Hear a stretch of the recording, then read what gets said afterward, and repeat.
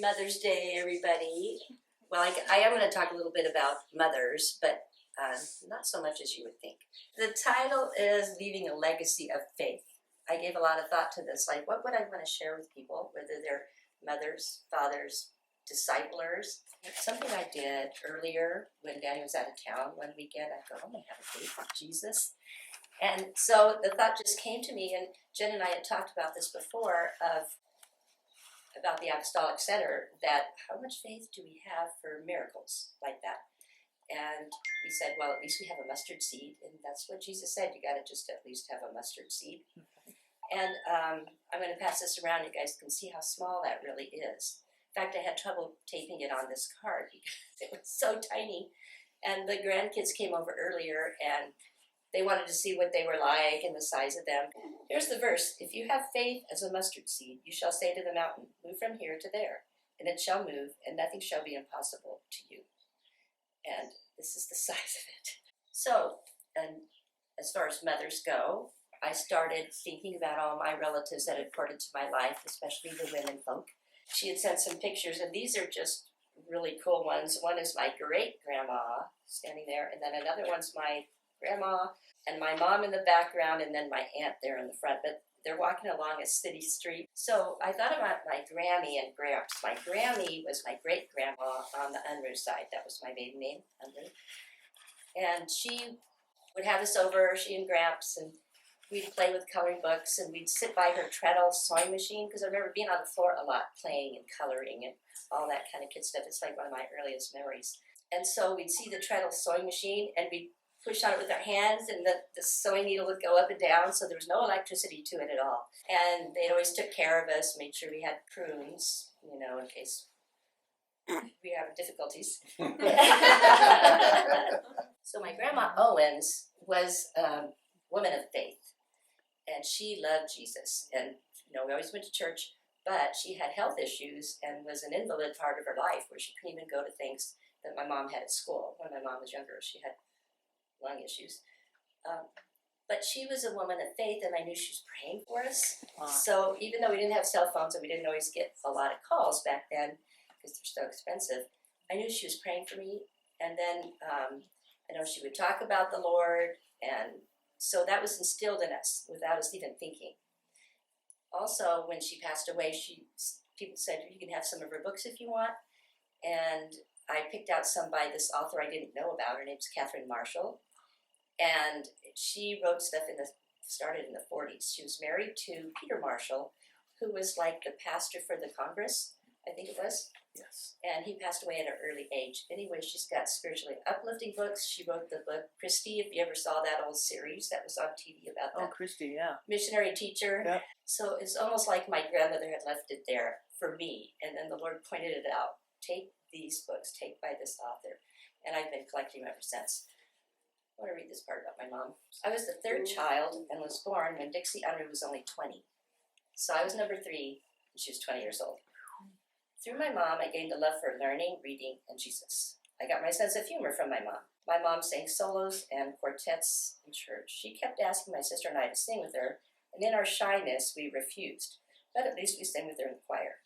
She loved having her feet rubbed, and if we refused, she would say, someday I'm going to be gone, and you're going to wish you rubbed your mother's feet. So we did do it. A little begrudgingly. I would love to rub her feet now. Near the end of life, she had dementia and didn't even know who I was.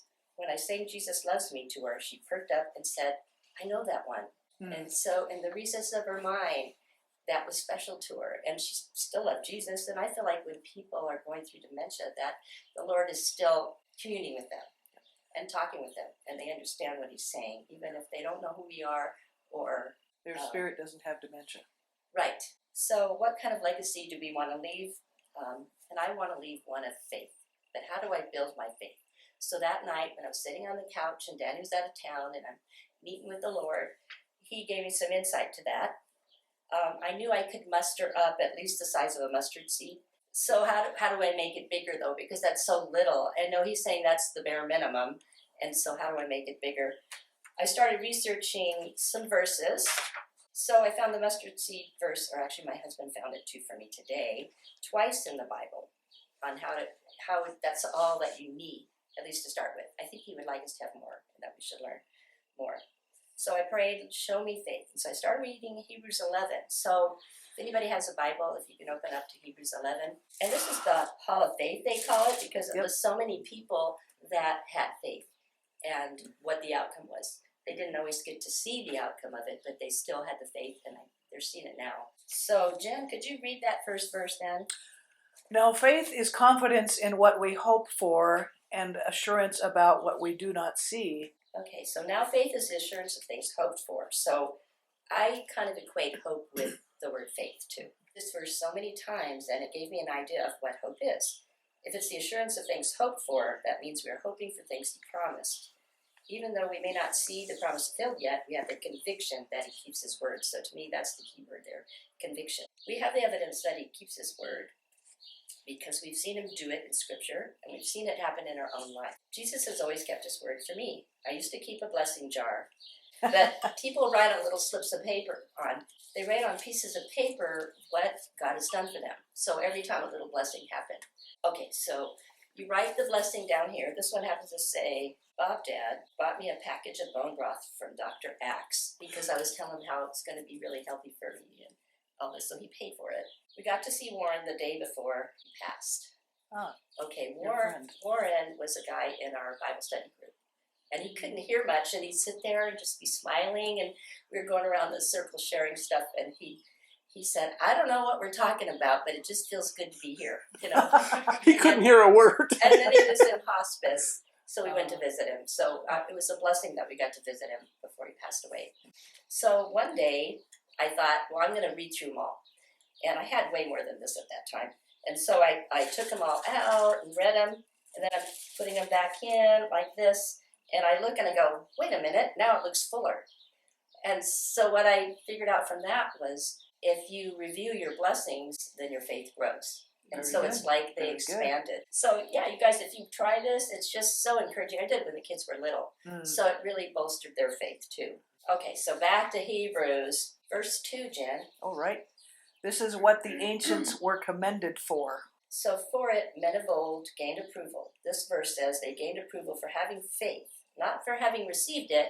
They gained approval from having the faith. Their reward or approval wasn't for getting the thing they hoped for, but for believing it was to come. For some people, it didn't come in their lifetime, but in heaven. Abraham didn't see all of his descendants on earth before he left the earth. Do you have it also, Tammy? Faith empowers us to see that the universe was created and beautifully coordinated by the power of God's words. He spoke, and the invisible realm gave birth to all that is seen. That was the Passion Translation. Yeah, I was going to say, that's cool. beautiful. Yeah, that is cool. It's either living or one of those. What is your version? that you Mine? have? By faith, we understand that the universe was formed by God's command, so that what is seen was not made out of what was visible. But I love hers. I love that version. It's just easier. These things can come about by God just speaking them into existence. So in this world, we may not see how God can do this or that, but he can speak it into existence. And so I'm thinking maybe at this point of the Apostolic Resource Center, that he can speak that into existence. He can speak the money we need for it into existence, or money for anything that we need. And I've seen it happen. The passage goes on to give examples of people with great faith. How about verse 4 and 5, Tammy? Faith moved Abel to choose a more acceptable sacrifice to offer God than his brother Cain, and God declared him righteous because of his offering of faith.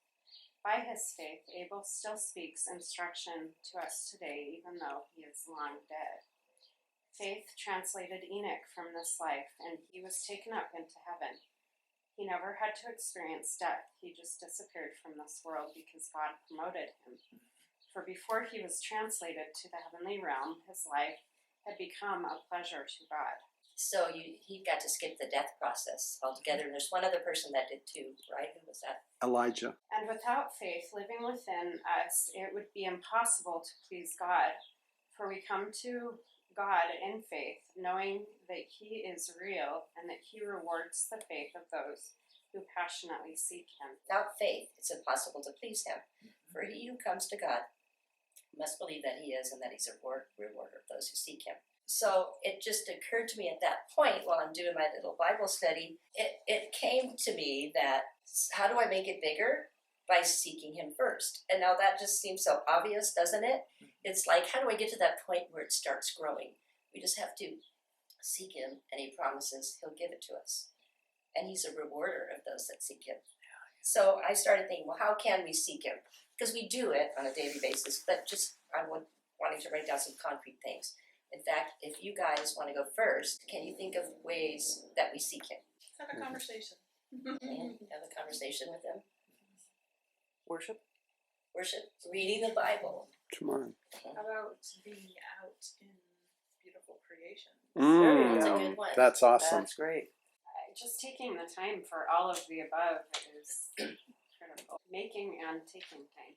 That's so good. So that's the key factor there, is we can't do any of this unless we make the time. Speak faith words into the atmosphere. Put him first. Recount the times he has met my needs and others' needs. Amen.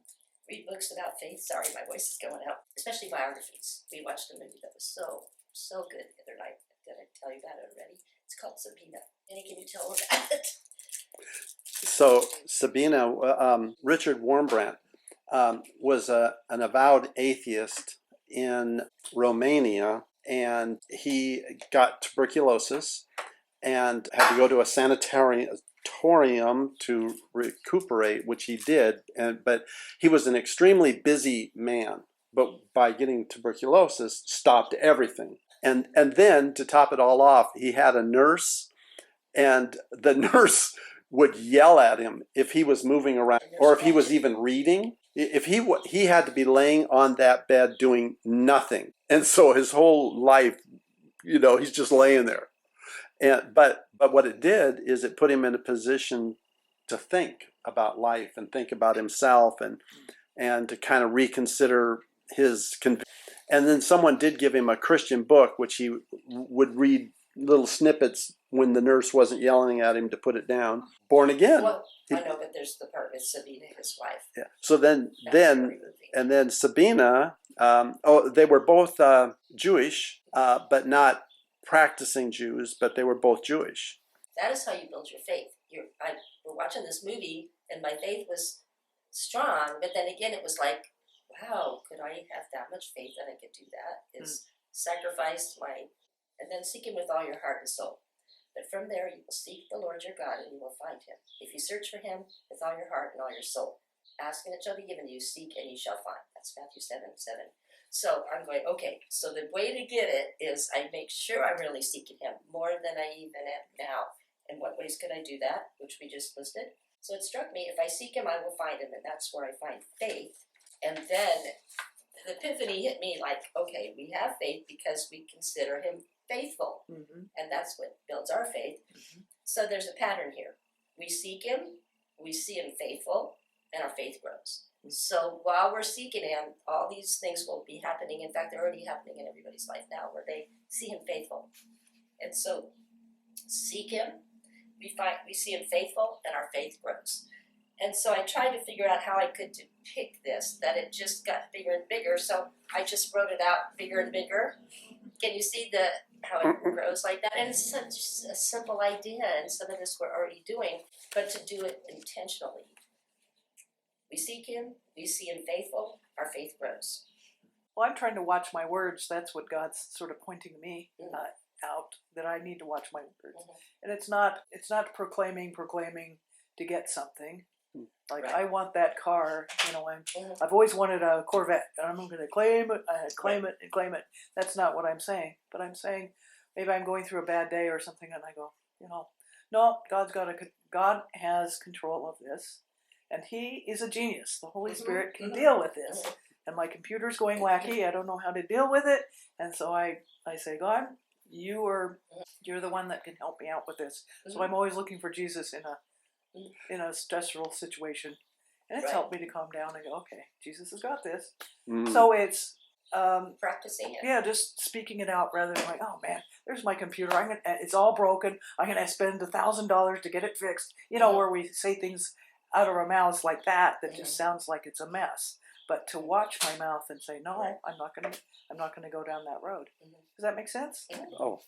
People, when they crossed the Jordan River, the Israelites, now they crossed the Red Sea and they crossed the Jordan River. It took me a few years when I was a few years ago when I realized, oh, they crossed two different bodies of water. There are two different stories.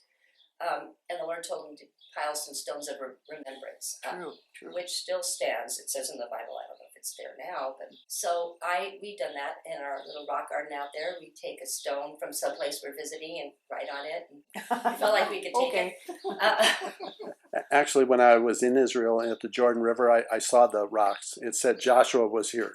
Oh. So anyway, that's another way to build your faith, is to remember those things, but to also do something physical to remind you of that. Like, this is when we were in the hospital with Danny when he was so sick with cancer, and there's one when I visited my sister, and we put the date on it, and some of them don't have dates. We forgot to do it, but the whole garden reminds us of things. And there's one about Naomi in there, his daughter who passed away. So one of my daughters got me this. Tell me your life story, Mom. And it's got all these different questions that I'm supposed to fill out. She goes, I figured that you're a writer, you would like this. And I do, because it'll be my family history. And if the kids want to tell their grandkids or the great-grandkids or the great-great-grandkids, I think that's mainly just it, to stay focused on gaining faith, not just staying with being a little mustard seed. But if it's something that's really hard to believe for, we at least have that, right?